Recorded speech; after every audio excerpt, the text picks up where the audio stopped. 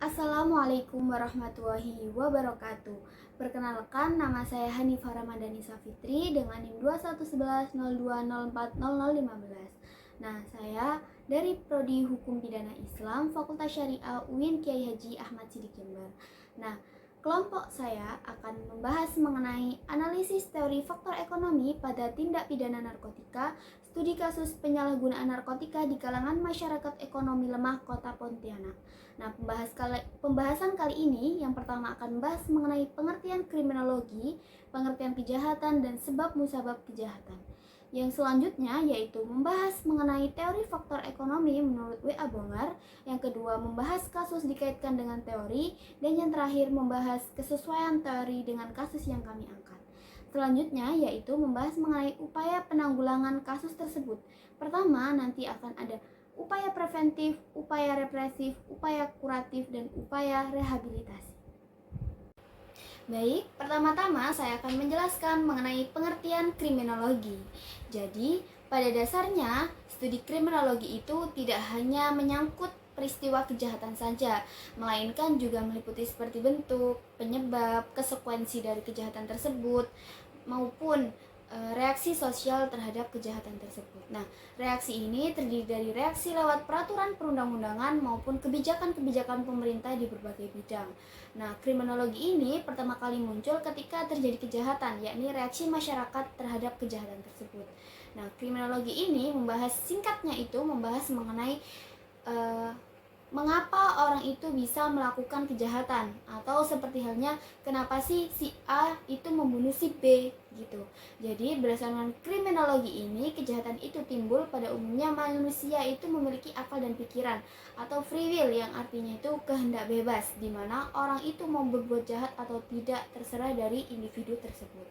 Namun dalam hal ini kebebasan itu harus dikontrol dengan adanya norma, yakni 5 norma. Yang pertama, norma agama, norma hukum, norma kesopanan, norma kesusilaan, dan norma adat. Nah, kriminologi ini bertujuan juga untuk membantu hukum pidana dalam menyelesaikan persoalan-persoalan terjadinya tindak pidana.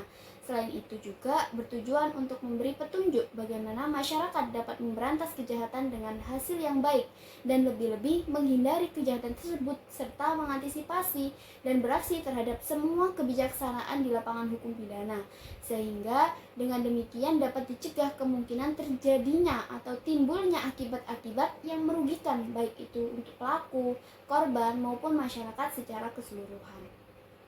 Nah, secara etimologis, pengertian kriminologi itu berasal dari bahasa Yunani, yakni crime yang arti kejahatan dan logos yang berarti itu ilmu, sehingga secara singkatnya dapat diartikan sebagai ilmu tentang kejahatan. Nah, menurut para ahli, terdapat beberapa pengertian kejahatan atau pengertian kriminologi. Yang pertama, di sini saya mengangkat pengertian dari Willem Adriaan Bonger yang mendefinisikan kriminologi sebagai ilmu yang bertujuan menyelidiki gejala kejahatan seluas-luasnya. Jadi, Bonger ini mengakui kriminologi sebagai suatu ilmu pengetahuan di mana dipengaruhi oleh seorang sarjana yang bernama Bacon, yang berpendapat bahwa untuk mengetahui segala sesuatu sesungguhnya melalui sebab musababnya atau melalui latar belakangnya gitu.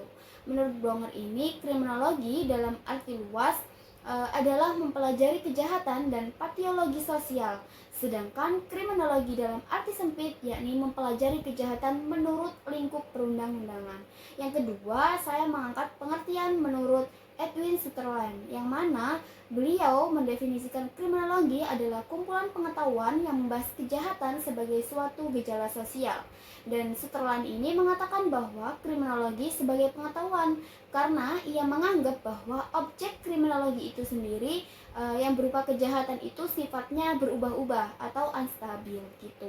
Dan yang ketiga, di sini saya akan mengangkat dari pendapatnya W.E. Noack, yang mana beliau mengatakan bahwa kriminologi adalah ilmu pengetahuan tentang kejahatan dan tingkah laku tercela yang meliputi ruang lingkupnya, yakni itu gejala-gejala kejahatan, sebab-sebab kejahatan, akibat kejahatan, dan tingkah laku tercela.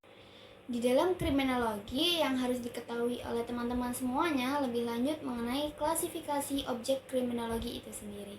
Jadi di sini saya mengangkat mengenai objek kriminologi menurut pendapat Johnson, di mana objek kriminologi ada dapat 3. Yang pertama ialah perbuatan yang disebut dengan kejahatan itu dapat diartikan sebagai sebuah kejahatan ketika kejahatan itu harus dituangkan di dalam ketentuan perundang-undangan. Jadi, sebuah perbuatan yang dikatakan sebagai kejahatan itu harus diatur di dalam perundang-undangan gitu.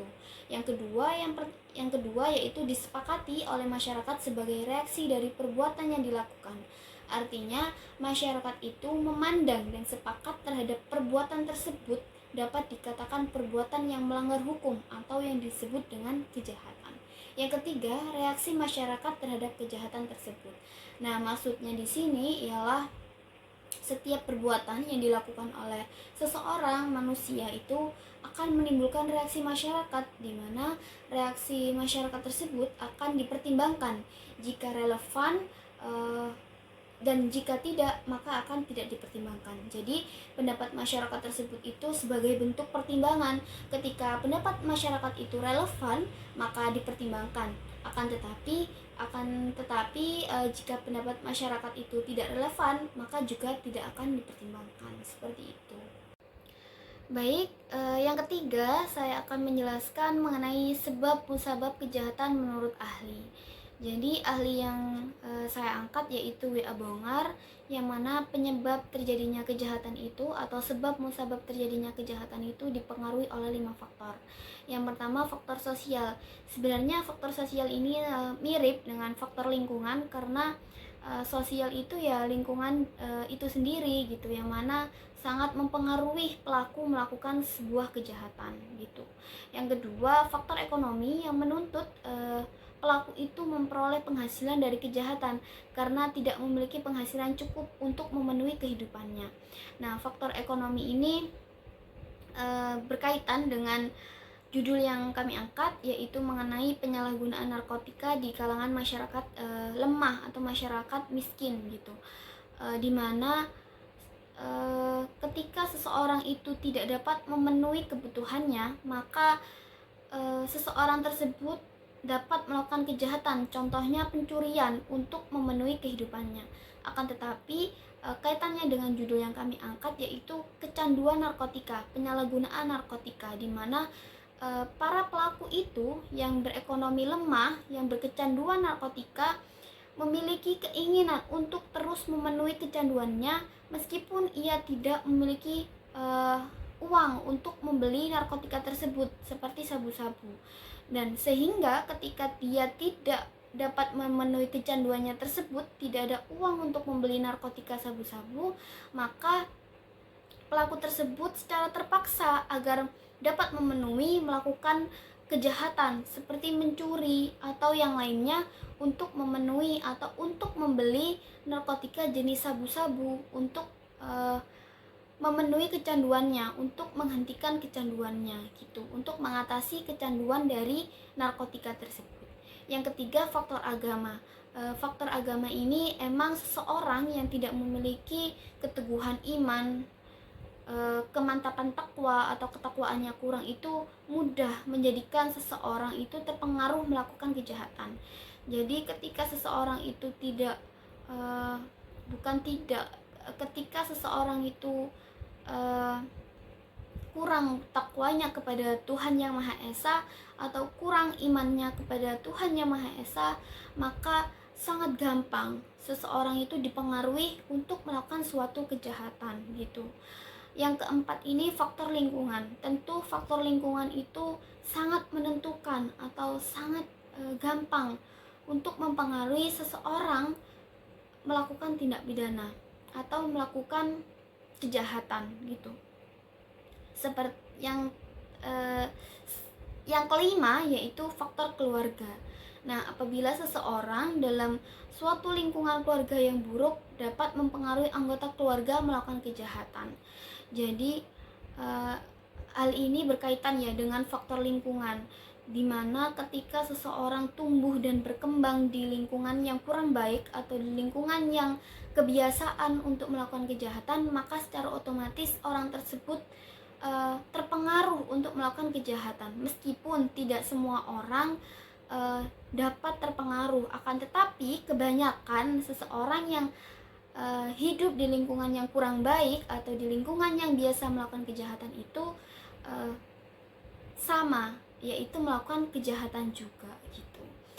Dari beberapa faktor tersebut dapat diketahui bahwa penyebab terjadinya kejahatan itu bukan hanya dari pelaku kejahatan juga, akan tetapi bisa dari faktor lingkungannya, dari faktor pelaku kejahatan itu, dari faktor korban, dan emang korban di sini itu biasanya dapat memberikan kesempatan untuk seseorang itu melakukan kejahatan atau di situasi atau kondisi tertentu di mana pelaku itu berada, atau kondisi pelaku itu kurang memungkinkan ekonominya, atau korban itu berada di mana korban itu dapat memancing pelaku untuk melakukan kejahatan. Jadi tidak hanya dari sisi pelaku saja, kita harus melihat dari sisi korban, bahwasannya korban itu dapat memicu terjadinya sebuah kejahatan seperti itu. Baik, di sini saya akan menjelaskan subbab yang pertama, yakni mengenai teori faktor ekonomi. Teori faktor ekonomi dinyatakan oleh Willem Adriaan Bonger bahwa faktor ekonomi mempunyai pengaruh yang besar dalam timbulnya suatu kejahatan, dengan menambahkan apa yang disebutnya subjektif atau narrow-swearing, atau yang disebut dengan pengangguran sebagai hal yang menentukan. Kehidupan ekonomi merupakan hal yang fundamental bagi seluruh struktur sosial dan kultural, karena menentukan semua urusan dalam struktur tersebut. Banyak pendapat yang menyatakan bahwa kondisi-kondisi dan perubahan-perubahan ekonomi mempunyai pengaruh yang besar dalam terjadinya kejahatan, antara lain dipengaruhi oleh faktor ekologi dan kelas sosial. Pandangan kriminologi kuno menyatakan kejahatan sebagai akibat yang wajar dari kesengsaraan yang meluas, sehingga mereka percaya bahwa dengan meningkatnya taraf hidup masyarakat luas, maka akan dapat mengurangi kejahatan, khususnya kejahatan dalam bidang ekonomi. Tetapi ketika kehidupan ekonomi masyarakat mengalami perbaikan, namun tidak diikuti dengan penurunan kejahatan, berarti faktor ekonomi atau kemiskinan bukanlah sebab kejahatan.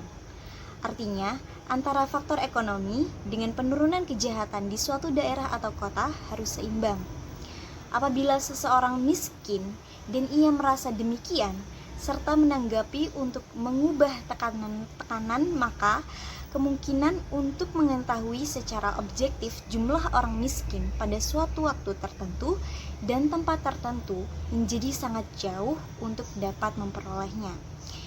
Dan kemungkinan bila perubahan dalam jumlah yang tidak sama terhadap mereka yang menganggap dirinya sebagai miskin, sehingga dapat dinyatakan bahwa kemiskinan maupun kemakmuran dapat membawa pada perbuatan kejahatan, karena keduanya merupakan kondisi yang relatif bagi orang-orang yang merasa tidak puas dan membutuhkan sesuatu yang lebih baik.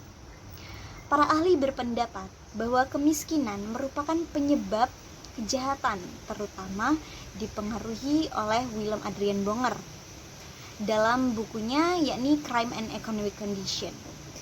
Kenyataan tersebut menyebabkan disadarinya bahwa interpretasi keadaan ekonomi harus diperluas, yaitu melebihi faktor kemiskinan.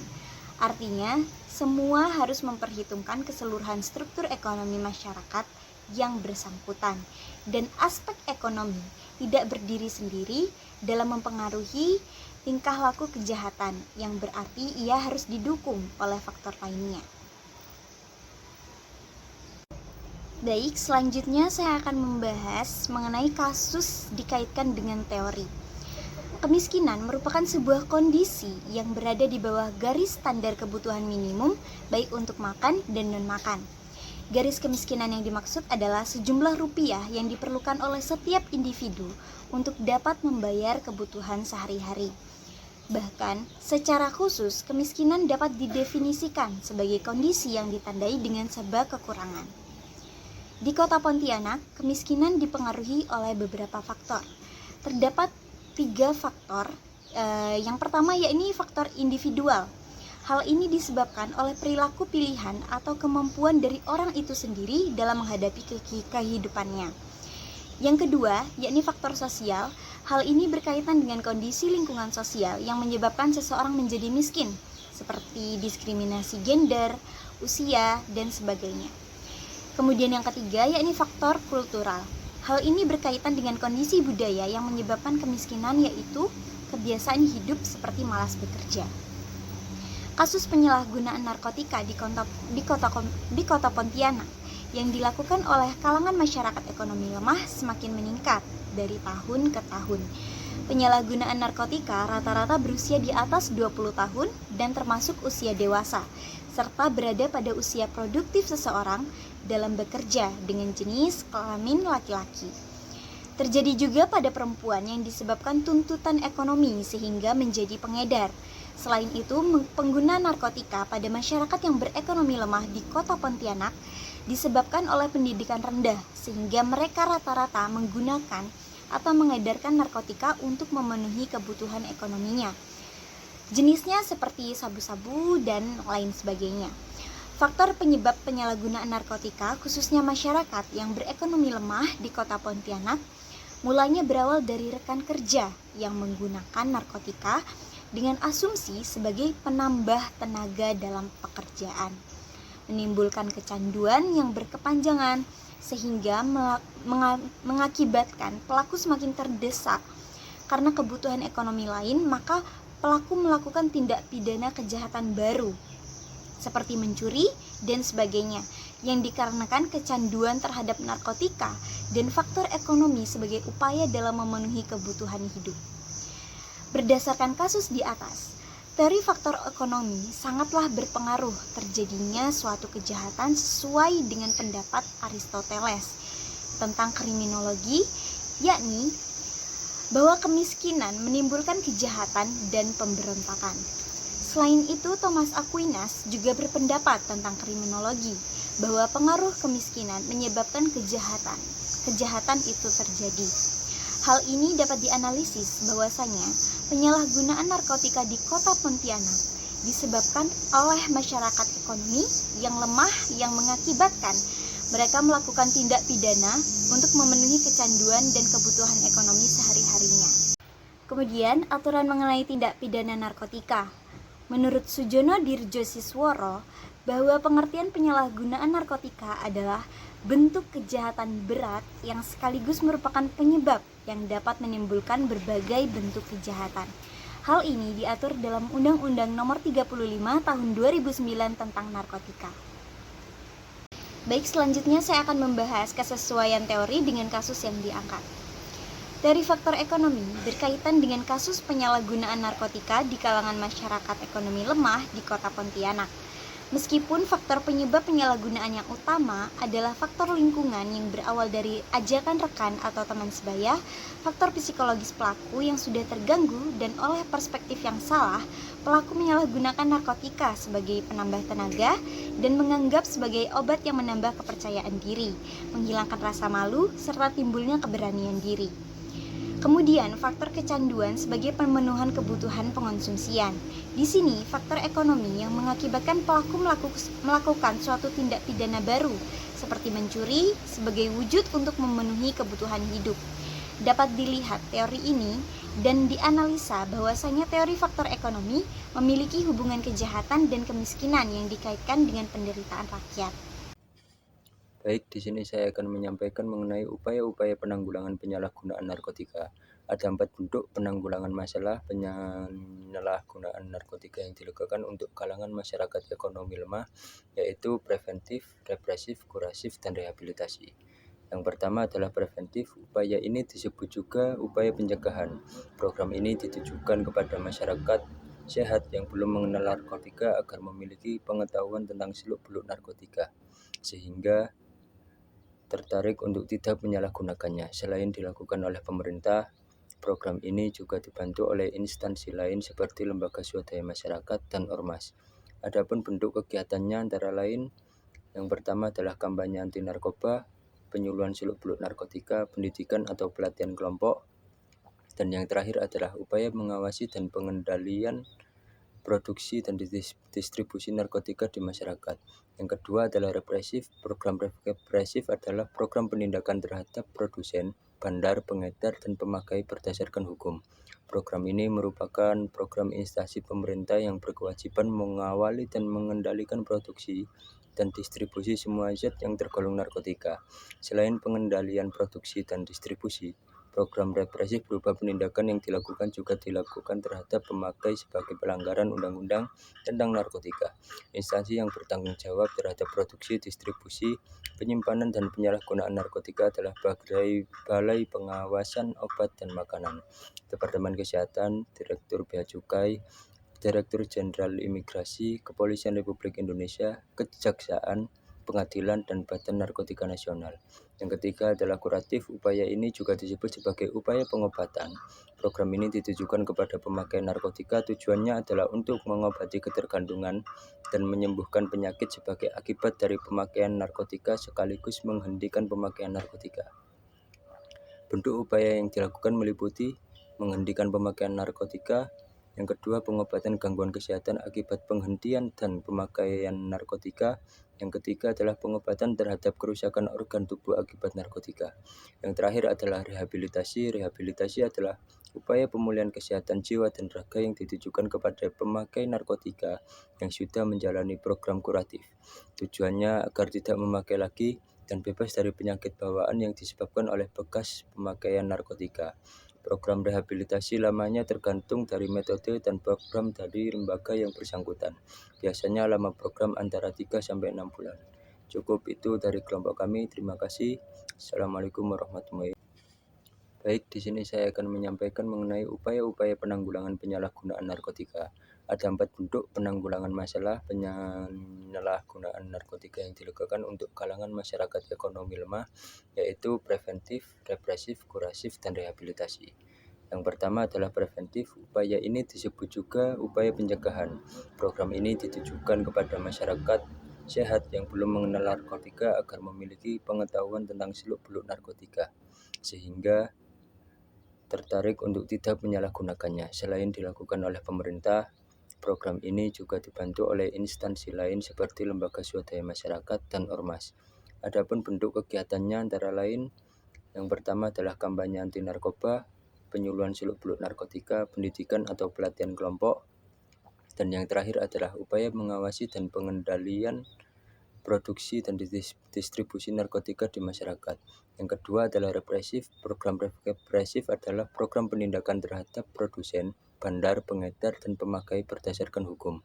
Program ini merupakan program instansi pemerintah yang berkewajiban mengawali dan mengendalikan produksi dan distribusi semua zat yang tergolong narkotika. Selain pengendalian produksi dan distribusi, program represif berupa penindakan yang dilakukan terhadap pemakai sebagai pelanggaran undang-undang tentang narkotika. Instansi yang bertanggung jawab terhadap produksi, distribusi, penyimpanan, dan penyalahgunaan narkotika adalah Balai Pengawasan Obat dan Makanan, Departemen Kesehatan, Direktur Bea Cukai, Direktur Jenderal Imigrasi, Kepolisian Republik Indonesia, Kejaksaan, Pengadilan, dan Badan Narkotika Nasional. Yang ketiga adalah kuratif. Upaya ini juga disebut sebagai upaya pengobatan. Program ini ditujukan kepada pemakai narkotika. Tujuannya adalah untuk mengobati ketergantungan dan menyembuhkan penyakit sebagai akibat dari pemakaian narkotika sekaligus menghentikan pemakaian narkotika. Bentuk upaya yang dilakukan meliputi menghentikan pemakaian narkotika. Yang kedua, pengobatan gangguan kesehatan akibat